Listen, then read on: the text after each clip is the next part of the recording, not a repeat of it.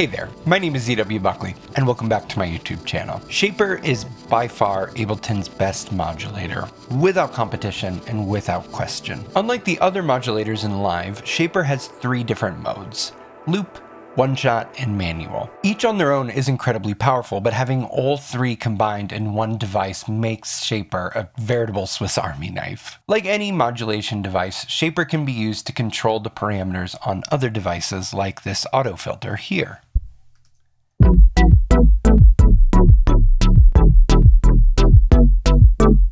Now, Shaper can either modulate relative, like I have set here, or we can give Shaper absolute control.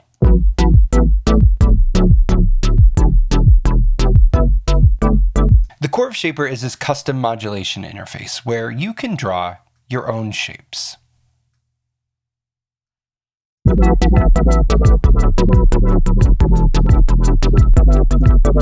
And while the grid can go up to 16 breakpoints, you can have as many splines as you want and set them wherever you want simply by turning off snap.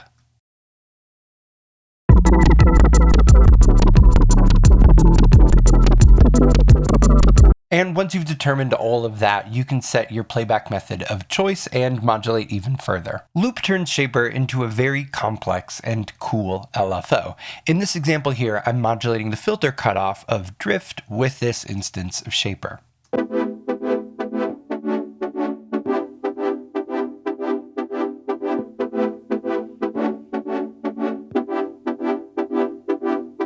One of the most useful features of Shaper is that you can in fact modulate up to 8 parameters at once. In the case of this track here, I'm also modulating the send control on this hybrid reverb that follows Shaper and follows drift. So that way I can modulate the send, which is just how much of the signal is being fed into the reverb at any given time.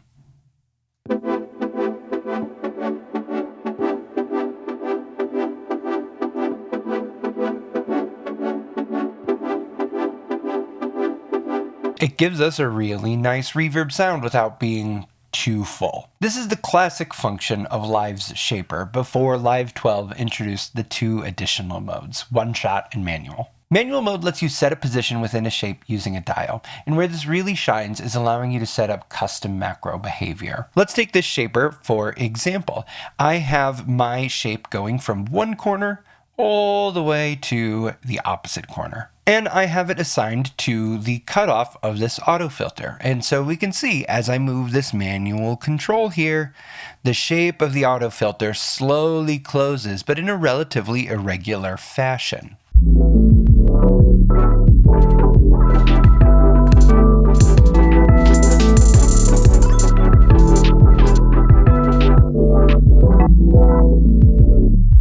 Now this has a lot more movement, and of course I can customize that movement however I want.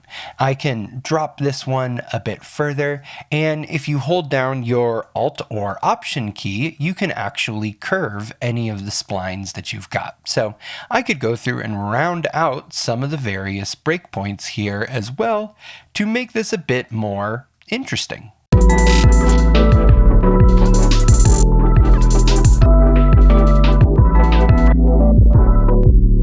Now the filter opens and closes, but it has this interesting dip effect going on. Now let's say that I want the resonance of this filter to actually sweep up just a bit more somewhere during the middle of this.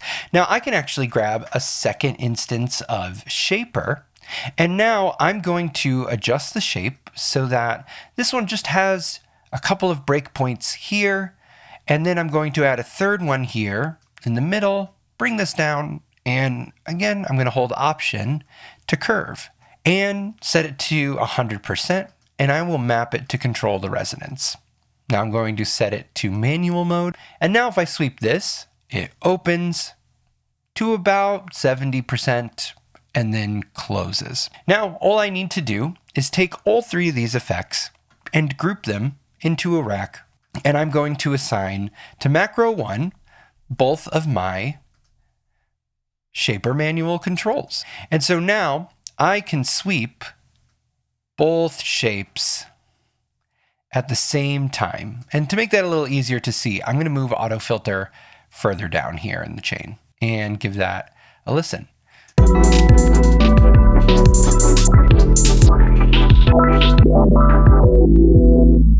Now, if I think that that's too much resonance, all I need to do is either adjust the range within which the resonance works, and I can say we're only going to go up to 50% of the volume, or I can also turn down the overall depth control. We can take this even further. Let's grab an instance of shifter and place it before the auto filter. I'm going to set the coarse to 12, the window all the way to 350, and I'm going to set the amount on the LFO to 0.25. So now we're going to bring up this instance of shifter that's going to pitch shift everything up by an octave. And in this case, I'm going to collapse both of the shapers so that we can just see the dual interaction happening with shifter and auto filter.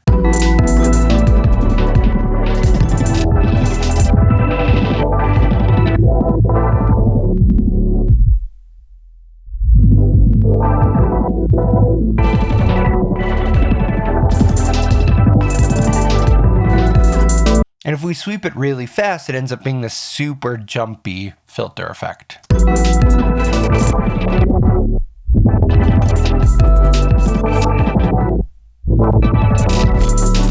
Which would work really great as a transition. Now let's take this one step further. I'm going to grab a copy of delay, place it after auto filter, and I'm going to set the mode to fade. I'm going to turn on ping pong, and I'm going to expand both of these shapers here.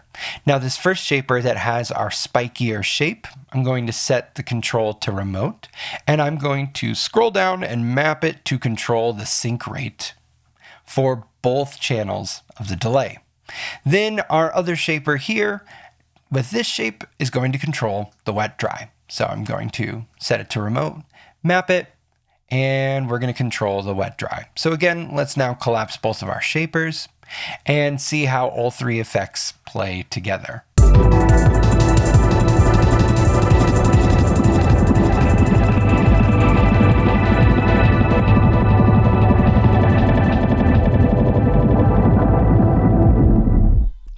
Super cool jumpy transition effect. And if we wanted to tighten it up even further, we can close the filter out a little bit on the delay.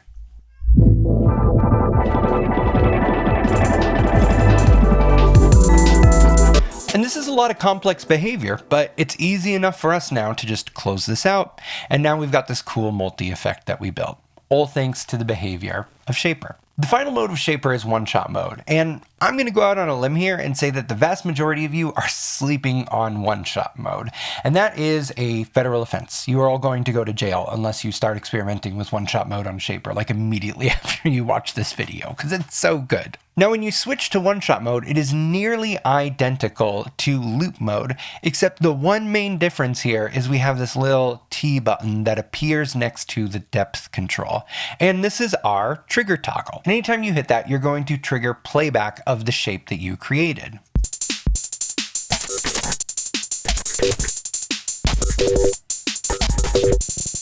Now, in the case of this pretty pointy shape that I have here, it is triggering the wet dry on erosion, shifter, grain delay, and OTT. And then it is also shifting between the different erosion types as well. Now, looking at the shape, it's also pretty darn erratic. Now, if I wanted it to be even more erratic, I could add jitter, which introduces variable randomness into the wave shape.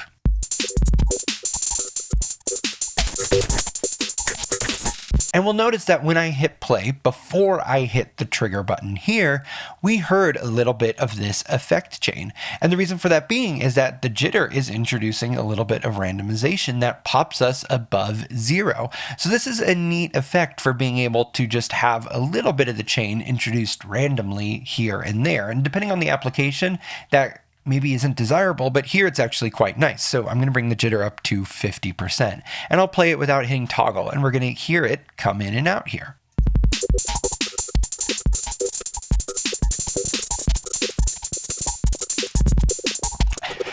And I love how fast it is. Like, the mix knob here is glitching out like crazy, or like erosion looks like it is just having a freak out.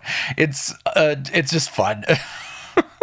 Now, smooth does exactly what its name implies. It takes your shape and any jitter that you apply and it smooths it out. So if I set that to 50%, we can see the shape becomes a lot rounder here, and the amount of jitter that is forcing these effects up when I'm not hitting trigger is much smaller. And even when I hit trigger, the shape is going to be rounded out. It's going to be smoother.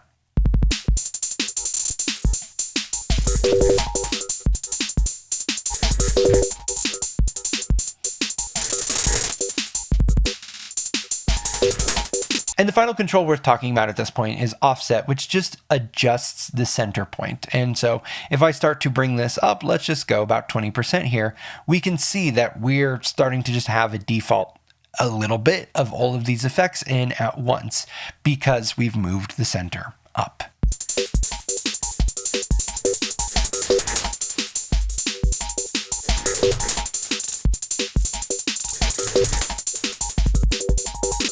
And this can be really useful in a performance setting because now all I need to do is group this together and I can actually map this toggle to be controlled by a macro.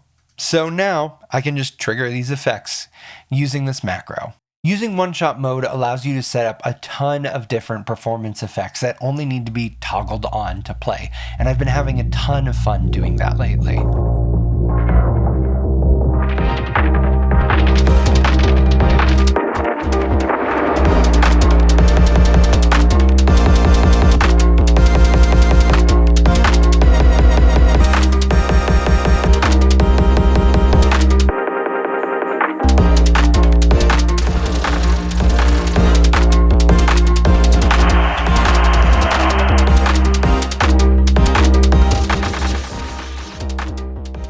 Building these performance effects requires a pretty complex signal chain, but now that you have a solid understanding of Shaper, you're ready for those. So make sure to subscribe and make sure you've got the little bell icon notified because I'm going to be talking about those more soon on this channel.